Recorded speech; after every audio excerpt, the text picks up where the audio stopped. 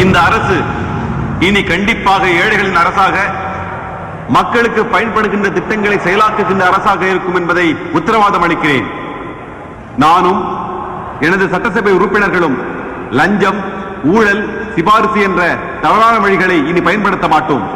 அதற்கு முதற்கட்டமாக எனது மந்திரி சபையை நான் மாற்றியமைக்கிறேன். எனது கட்சியின் சட்டசபை உறுப்பினர்கள் அனைவரும் தங்களுடைய சொத்து கணக்கை மக்களின் முன் வைக்க வேண்டும். எனது சொத்து கணக்கு உட்பட தவறான முறையில் வாங்கிய சொத்துக்கள் எல்லாரிடமிருந்தும் பாரபட்சமின்றி பறிக்கப்படும். இதற்கு உடன்படாதவர்கள் கட்சியிலிருந்து தூக்கி எறியப்படுவார்கள்.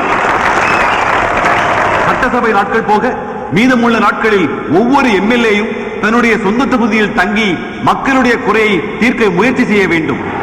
தொகுதி பக்கமே வரவில்லை என்று மக்கள் மூலம் யார் மீதாவது குற்றம் சாட்டப்பட்டால் 5 ஆண்டு கால பதவிக்கு பதிலாக 5 ஆண்டு கடுமையான சிறை தண்டனை அளிக்கப்படும்.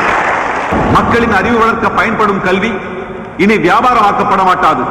தனியார் கல்லூரிகள், பள்ளிக்கூடங்கள் மாணவர்களின் படிப்புக்கு நன்கொடை வசூல் என்ற பெயரில் செய்யப்படும் மோசடி தடுக்கப்படும்.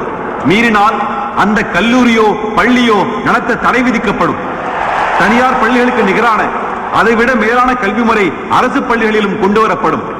கிராமத்து மாணவனுக்கு கிண்டர்கார்டன் வசதி இல்லையே என்ற பெற்றோர்களின் இயக்கம் தீர்க்கப்படும். ஒவ்வொரு கிராமத்திற்கும் மருத்துவ வசதி அவசியம் ஏற்படுத்தப்படும்.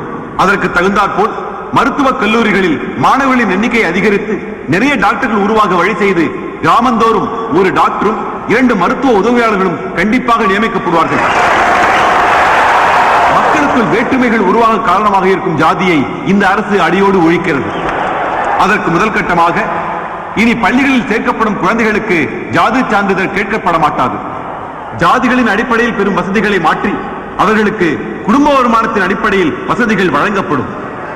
அரசு வேலைகளுக்கு இடஒதுக்கீட்டு முறையில் மாற்றம் செய்யப்பட்டு தகுதி, திறமையின் அடிப்படையில் சரியான ஆட்கள் தேர்வு செய்யப்படுவார்கள்.